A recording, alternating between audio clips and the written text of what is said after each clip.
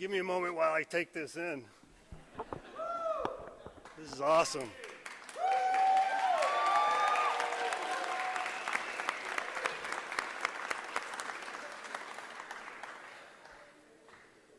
So just before I go into my comments, I just want to clarify something the former Lieutenant Governor said today. I am not running for president, I'm running for governor. Come on, president! And before I say my formal comments, there's a young man in the room that I want to recognize and thank him for his hospitality, and that is Principal Norman Smith. Where are you, Norman? Over there. Hey, come on, I need some help here. And then once again, before I move on, there's a very important group of individuals in this audience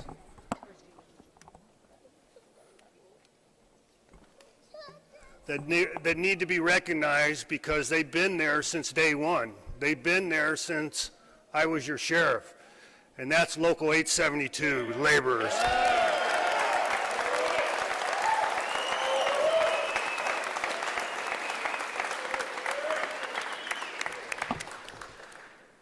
You know, it's interesting because quite often people think Republicans don't support labor. And right here is a testament that's not accurate. That's not accurate. We support good jobs. That's right.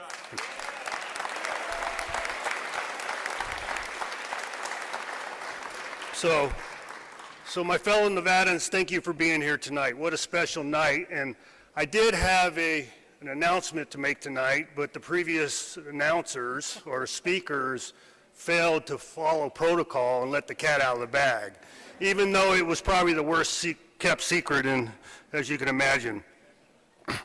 Well, it's great to be back here at Rancho High School, where I graduated many years ago. It was so long ago, this school didn't look like this. Where I played baseball, basketball, football, and ran cross country for the Rancho Rams. So, and I did play, I didn't just sit on the bench. All right, well, maybe in basketball I did. I sat on the bench in basketball. I wasn't very good. But there's an individual, hopefully he's made it here, he's a very close friend of mine, former Deputy Chief of the North Las Vegas Police Department, Victor Dunn. Vic, are you here? Did you make it? Raise your hand, man, be proud. Rancho Rams.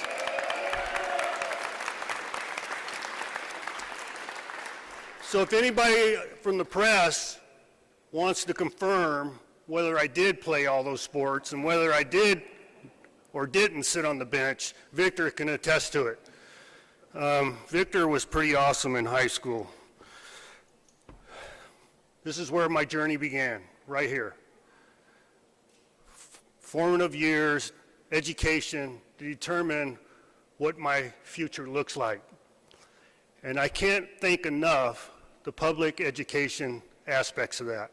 The ability to have vision for yourself and eventually for your family that shows it can be done. There was no phantom of me attending high school that I would eventually run for governor. Never in the back of my mind or the front of my mind. But as a result of that education and that foundation, I stand before you today.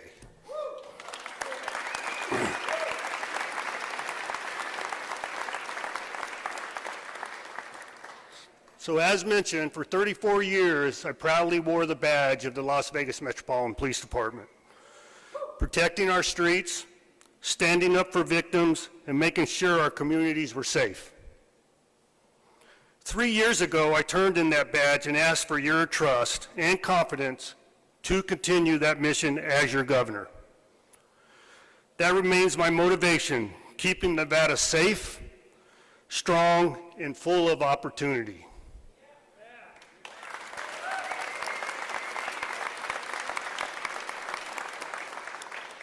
So we've accomplished a lot in the last few years.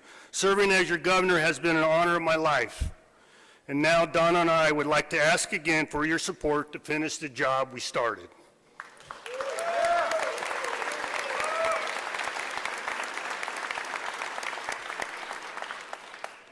Today I'm proud to announce my campaign for re-election as governor of the great state of Nevada.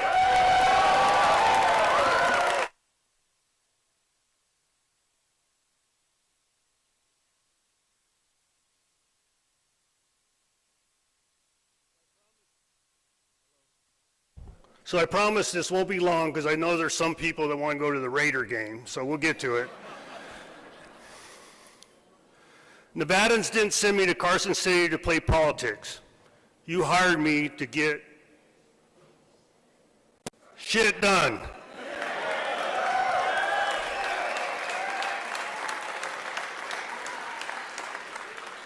You sent me there to deliver results, restore balance to our political system, find consensus, and solve real problems for everyday Nevadans. That's what you hired us to do, and that's exactly what we've done.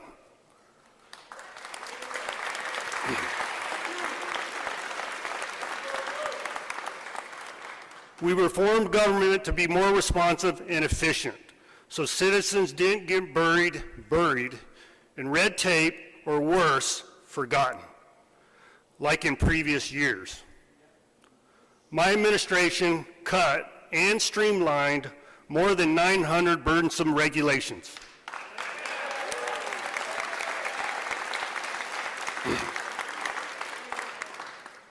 And it's working.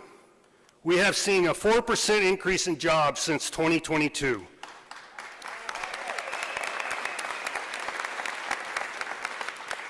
Making Nevada the 6th fastest state for employment growth in the nation. When I said Nevada is open for business, I meant it.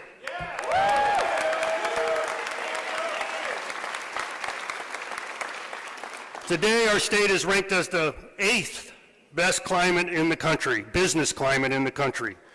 I'm glad I clarified that, because it gets really hot here. We are one of the top states for private investment. That means more opportunity, more paychecks, and more security for Nevada families.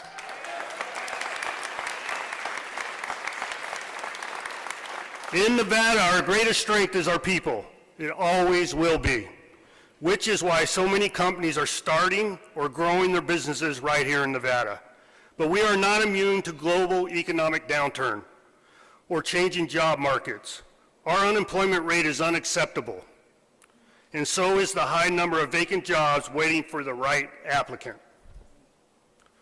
That is why we will continue to invest in workforce training and cutting-edge solutions to help match our workforce with continued private investment.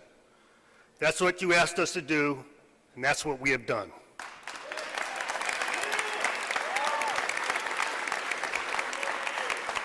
And I think it's important for you to build on that statement.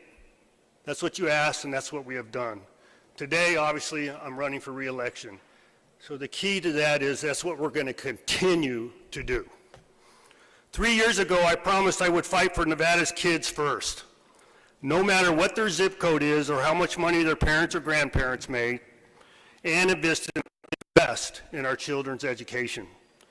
We worked across the aisle to deliver on these commitments and delivered the single largest education investment in state history, $2 billion in new funding, which equates to over $2,000 more per student.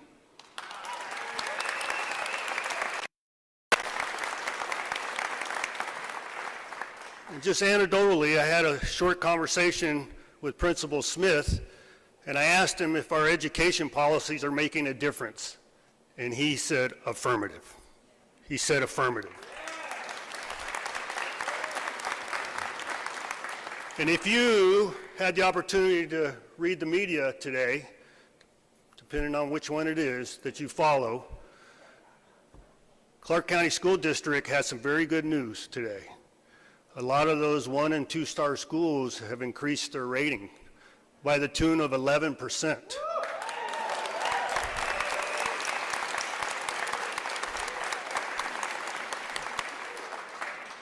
And I said from the very beginning, if you have patience, especially in education, and let these policies take root, we will have effective, positive change.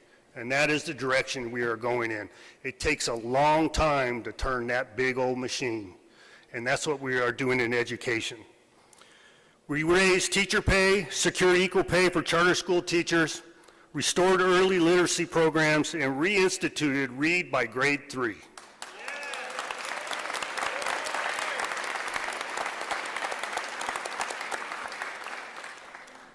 We passed an education bill that creates serious accountability.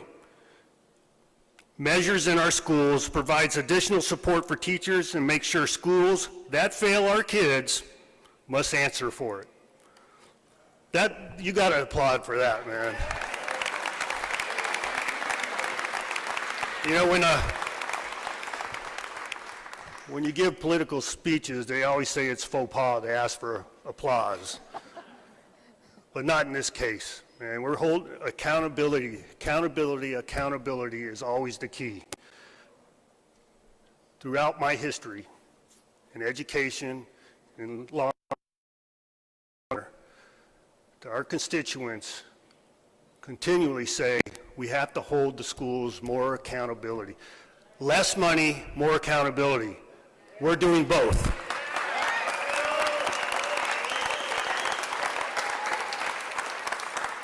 Because when schools are accountable, parents have confidence, teachers have support, and students have the chance to reach their full potential and graduate ready for success.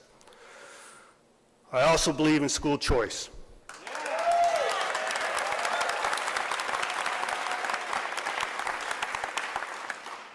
And this year we passed the most significant school choice legislation in Nevada's history, giving more families more options for their children's future. Every child deserves a chance to learn and grow in the environment that is best suited for them.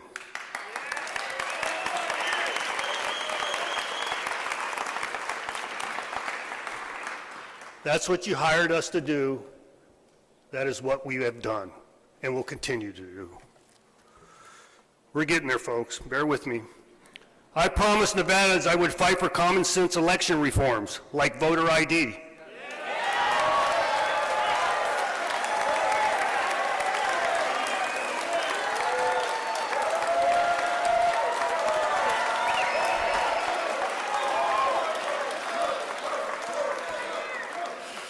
A policy that 70% of Nevadans support.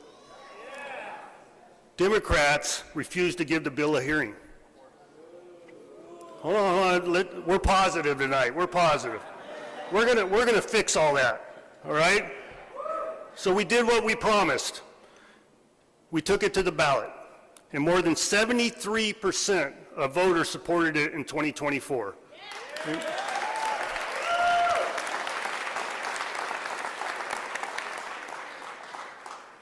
So, per the Nevada Constitution, in 2026, we got to pass it one more time.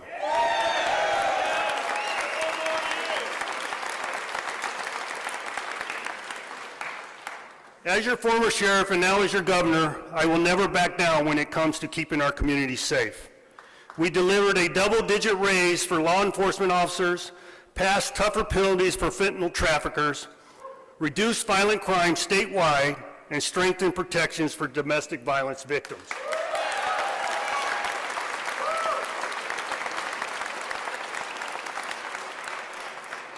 We introduced a comprehensive crime bill to further keep Nevadans safe, but the legislature failed to pass it, leaving our residents and our tourists less safe.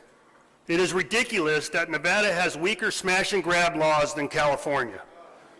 So I'm calling on all legislators to join me in passing a comprehensive crime bill that protects our residents and the 52 million tourists.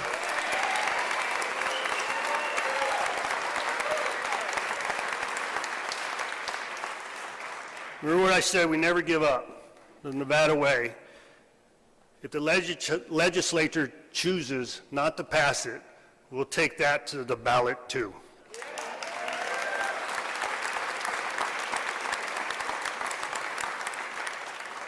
In 2023, I vowed to make attainable housing a top priority.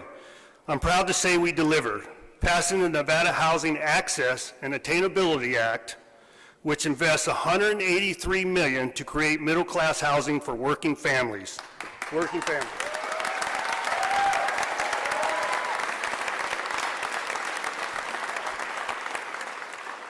Just as importantly, we streamline construction approvals so homes can get built faster and at a lower price.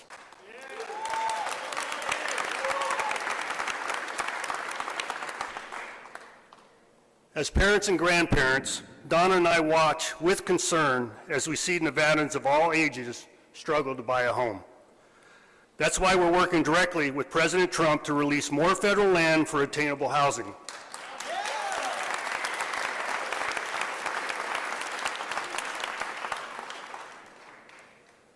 But we all know the federal government is slow, right? I don't want anybody to get frustrated. Remember what I said at the beginning, patience. It takes a long time to turn that big ship, that big process. And while we're waiting for the federal government, we're not sitting on our hands. We're still fighting daily, and I'm proud to say, bipartisan members of our congressional delegation have joined the fight with me to get more federal land released for housing.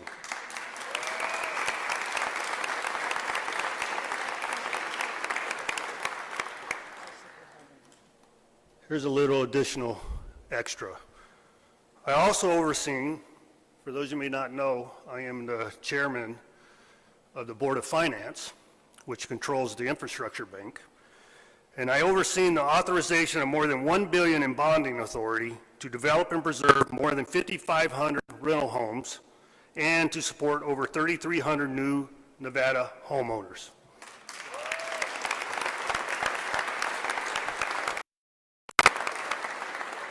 We also partnered with Intermountain Health to create the first standalone children's hospital in the history of the state.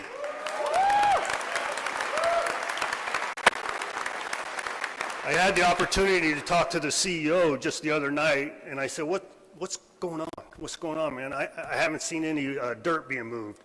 And he was proud to say that they were pulling their permit this month. So, you know what? The sun's shining. I can see the rainbows, right? We're fixing what we are experiencing in the dearth of health care within the state of Nevada. Not just in southern Nevada, in the entire state of Nevada.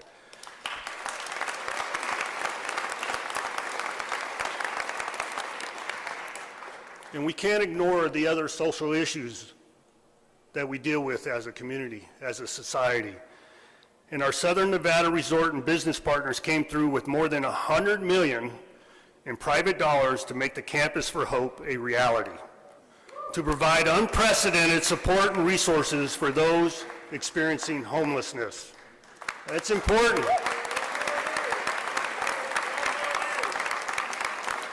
These are just two examples of success that can be achieved when government serves as a catalyst to private sector investment.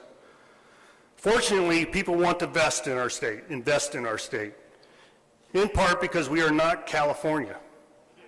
And I'll continue to do everything in my power to stop California from telling Nevadans what to do.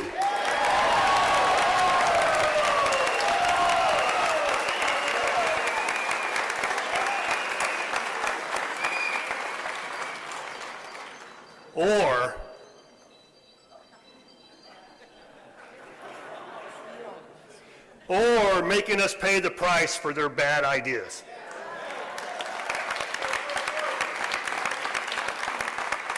Well, unfortunately, some of those ideas seem to have been copied by Nevada Democrats. Since taking office, I vetoed more than 160 bills because they made Nevada less safe.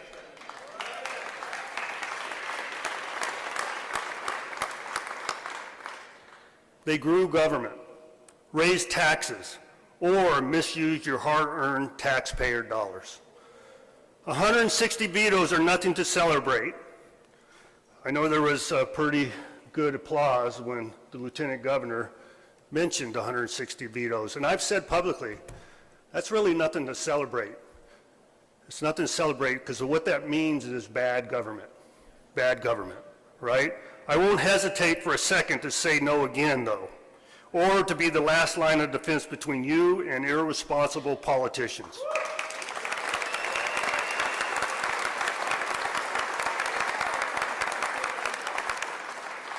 Looking ahead to 2026, see, now as we're getting to the end there, here we go. Looking ahead to 2026, the stakes couldn't be higher or the risk any larger. If Democrats take back power in Carson City, you know what will happen. Higher taxes, fewer jobs, boys and girls sports, and more soft on crime laws that make everything we buy more expensive and everything we do less safe. I'm proud of what we have advanced, but don't for a second think I'm not absolutely ready to be your backstop against the agenda of my opponents have embraced.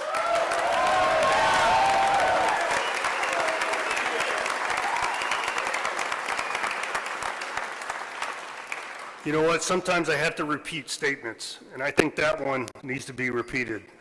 Your backstop against the agenda my opponents haven't embraced. Very important.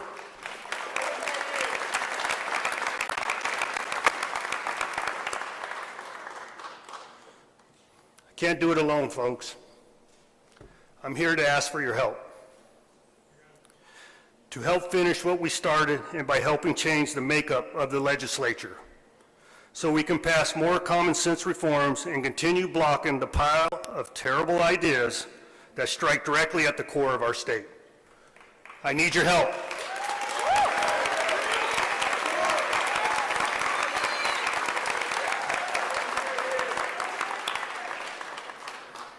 So some of you have heard this.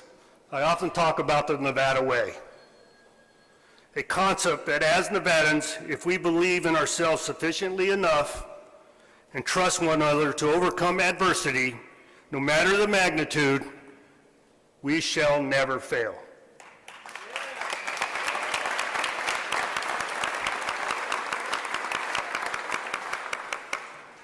Let's decide Nevada's future together. So the pinnacle moment of the evening. I am asking for you and yours. I am asking for your vote.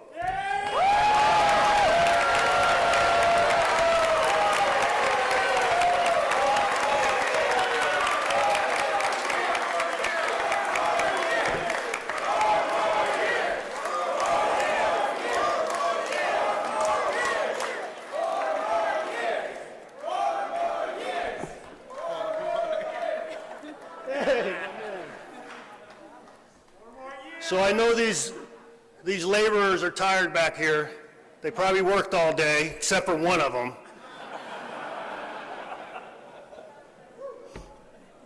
Thank you. God bless you, and God bless the great state of Nevada.